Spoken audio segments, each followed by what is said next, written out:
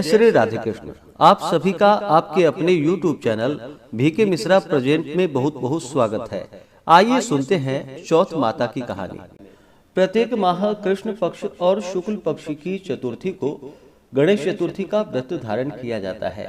कृष्ण पक्ष में पड़ने वाली चतुर्थी को संकष्टी चतुर्थी और शुक्ल पक्ष में पड़ने वाली चतुर्थी को विनायक चतुर्थी के नाम से जाना जाता है।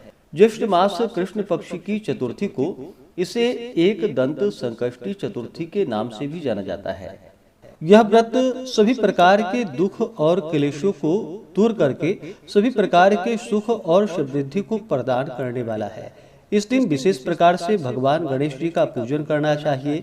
साथ ही चौथ माता की पूजा करनी चाहिए और चंद्रोदय होने पर चंद्र देवता को कच्चे दूध का या जल का अर्घ्य प्रदान करके यह व्रत पूर्ण माना जाता है। ज्येष्ठ मास कृष्ण पक्ष की चतुर्थी तिथि प्रारंभ समय जो कि 5 मई 2026 दिन मंगलवार सुबह 5:26 और चतुर्थी तिथि की जो समाप्ति है वह 6 मई 2026 दिन बुधवार सुबह 7:53 पे चतुर्थी तिथि की समाप्ति है। तो चंद्रोदय व्यापनी के अनुसार सभी भक्तजन 5 मई 2026 दिन मंगलवार को संकष्टी चतुर्थी का व्रत धारण करेंगे। 5 मई को ब्रह्म मुहूर्त का समय सुबह 3:44 से सुबह 4:35 तक होगा। सूर्योदय का समय सुबह 5:19, सूर्यास्त शाम 6:30 होगा। प्रातः काल पूजा का शुभ मुहूर्त सुबह 4:18 से सुबह 5:37 तक होगा। राहु काल का समय दोपहर 3:13 से शाम 4:52 तक होगा। राहु काल समय के दौरान कोई भी शुभ कार्य यह नया कार्य नहीं करना चाहिए, इस बात का ध्यान रखें। शाम को पूजा का शुभ मुहूर्त शाम 7:51 से रात्रि 9:12 तक होगा। चंद्र दर्शन का समय चंद्रोदय का समय जो कि रात्रि 9:57 होगा। नक्षत्र ज्येष्ठा होगा दोपहर 12:55 तक, उसके बाद मूल नक्षत्र होगा। योग शिव होगा रात्रि 12:17 तक, उसके बाद सिद्धि योग होगा। तो आइए सुनते हैं चौथ माता की कहानी। तो बोलिए प्रेम से चौथ माता की जय, भगवान गणेश की जय, सर्व देवी देवता की जय। कथा के अनुसार एक नगर में एक बूढ़ी माँ रहती थी। वह अपने बेटे की सलामती के लिए 12 महीनों की चौथ का व्रत किया करती थी। हर चौथ को पंसारी से थोड़ा सा गुड़ और घी लाकर 4 लड्डू बनाती, एक बेटे को देती, एक से पूजा करती, एक हथकार के लिए निकालती और एक चांद उगने पर खुद खा लेती थी।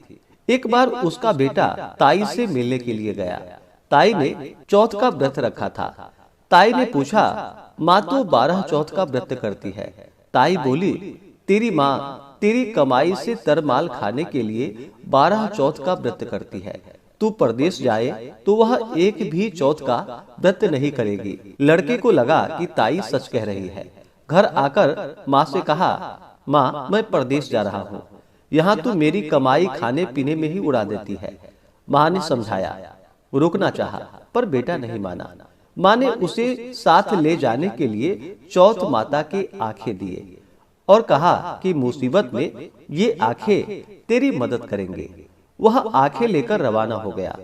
घूमते घूमते एक नगर में जा पहुंचा। उसने देखा एक बूढ़ी माँ रोती जा रही थी और पुआ बनाते जा रही थी। उसने कारण पूछा तो बूढ़ी माँ ने कहा, बेटा इस नगर की पहाड़ी पर एक दैत्य रहता है। पहले वह नगर में आकर कई लोगों को खाने के लिए मार देता था। अब राजा हर घर से एक आदमी दैत्य के पास भेजता है और आज मेरे बेटे की बारी है, इसलिए मैं रो रही हूँ और उसी के लिए पुए भी बना रही हूँ। वह बोला, तू पुए मुझे खिला दे, तेरे बेटे की जगह मैं चला जाता हूँ। बूढ़ी माँ ने खीर पुए उसे खिला दिए। खा पीकर वह सो गया। रात को राजा के सैनिक आए तो बूढ़ी माँ ने उसे भेज दिया। दैत्य के सामने पहुँचने पर उसने चौथ माता की आंखें दैत्य की तरफ फेंक कर कहा कि हे चौथ माता, यदि मेरी माँ मेरी सलामती के लिए व्रत करती है तो दैत्य का सिर कटकर गिर जाए। तुरंत दैत्य का सिर कटकर गिर गया। लड़का वापस आ गया। राजा ने उसे उपहार देकर विदा किया। चलते हुए एक दूसरे राजा के नगर में जा पहुंचा। इस राज्य में आवा तभी पकता था जब एक इंसान की बलि दी जाती थी। सिपाहियों ने उसे पकड़कर आबे में चुन दिया। लड़के ने आंखें आबे में डाल दिए और कहा कि हे चौथ माता, यदि मेरी माँ मेरे लिए व्रत करती है तो आवा मेरी बलि लिए बिना ही झट से पक जाए। आवा तुरंत पक गया।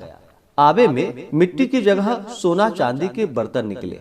अंदर से लड़का बोला, बर्तन धीरे धीरे निकालना, मुझे लग न जाए। राजा ने उसे निकलवाया और पूछा, इस आबे से तुम बच कैसे गए? लड़के ने बतलाया कि उसकी माँ चौथ माता का व्रत करती है, व्रत के कारण ही वह बच पाया। राजा को विश्वास नहीं हुआ। उसने एक चांदी की सुराही मंगवाई और कहा कि सुराही की नली से निकल कर दिखाओ, तभी मुझे विश्वास होगा। लड़के ने चौथ माता को याद करके आंखें सुराही में डाल दी और कहा कि मैं भंवरा बनूं, सुराही से बाहर निकलूं। लड़का भंवरा बनकर सुराही से बाहर निकल गया। राजा ने खुश होकर राजकुमारी की शादी उसके साथ करवाई और सभी लोग को चौथ माता का व्रत करने को कहा। उसे माँ की याद आई। उसने राजा के पास जाकर खुद के नगर जाने की इच्छा प्रकट की। राजा ने रथ, घोड़ा, हाथी और खूब सारा दान दहेज देकर उसे विदा किया। चौथ के दिन अपने नगर पहुंचा। वह अकेला पंसारी के यहाँ माँ का इंतजार करने लगा। सोचा, चौथ है तो माँ यहाँ पर जरूर आएगी। थोड़ी देर बाद लकड़ी टेकती हुई माँ आती दिखाई पड़ी। बेटा माँ के चरणों में गिर पड़ा। कहा, माँ मैं तेरा बेटा हूँ, मुझे माफ कर दो। माँ ने उसे गले से लगा लिया। लोग चौथ माता की जय जयकार करने लगे। उस नगर के सभी लोग चौथ माता का व्रत करने लगे। हे चौथ माता, जैसे बूढ़ी माँ और उसके बेटे की सहायता की, वैसे ही हमारी भी करना। कहानी कहने और सुनने वाले पर अपना कृपा सदैव बनाए रखना। तो बोलिए प्रेम से चौथ माता की जय, भगवान गणेश की जय, सर्व देवी देवता की जय। जो भी संकष्टी चतुर्थी का व्रत धारण करते हैं, उन्हें चाहिए कि इस दिन प्रातः काल उठ करके नित्य क्रियाओं से निवृत्त होकर के स्नान आदि करके शुद्ध वस्त्र धारण करके भगवान सूर्य नारायण को अर्घ्य प्रदान करे और व्रती को व्रत का संकल्प लेना चाहिए। भगवान गणेश जी से प्रार्थना करनी चाहिए कि हे भगवान गणेश, हे विघ्नहर्ता गणेश, आज मैं ज्येष्ठ मास कृष्ण पक्षी की संकष्टी चतुर्थी का व्रत धारण करने जा रहा हूँ या करने जा रही हूँ। इस प्रकार से भगवान से प्रार्थना करे। अपने नाम, स्थान, गोत्र का उच्चारण करते हुए इस दिन दिन भर उपवास रह करके, जो उपवास नहीं रह पाए, जिनका स्वास्थ्य सही ना हो, तो एक समय फलाहार ग्रहण करके व्रत को धारण करें।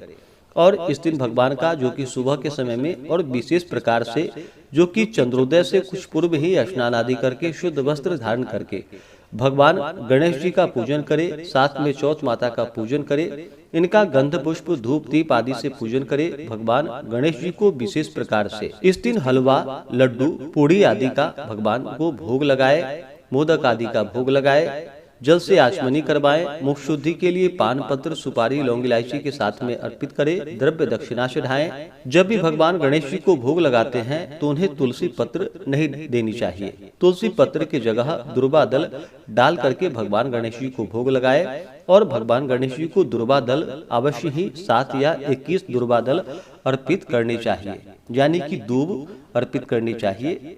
इससे भगवान गणेश जी अति प्रसन्न होते हैं। इस प्रकार से भगवान का पूजन करके कथा आदि श्रवण करे। संकष्टी चतुर्थी व्रत का कथा श्रवण करे। भगवान गणेश जी के अस्तोत्र, चालीसा आदि का पाठ या श्रवण करे। और फिर चंद्रोदय होने पर चंद्र देवता को अर्घ्य प्रदान करके व्रत को पूर्ण कर सकते हैं। इस प्रकार करने से भगवान गणेश जी अपने भक्तों के सभी प्रकार के दुख और क्लेशों को दूर कर देते हैं तथा सुख और समृद्धि का आशीर्वाद प्रदान करते हैं।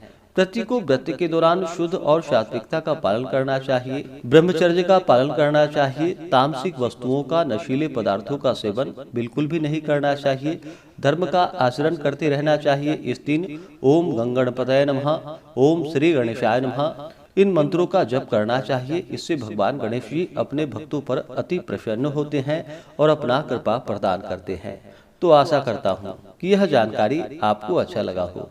इसी प्रकार से ज्ञानवर्धक जानकारियाँ प्राप्त करते रहने के लिए व्रत पूजा के बारे में जानने के लिए, कथा को सुनने के लिए चैनल पे अगर आप पहली बार आए हैं तो चैनल को लाल बटन दबा करके सब्सक्राइब करें, साथ में बेल आइकन घंटी को दबाएं ताकि आने वाली वीडियो का नोटिफिकेशन आपको समय से मिलता रहे।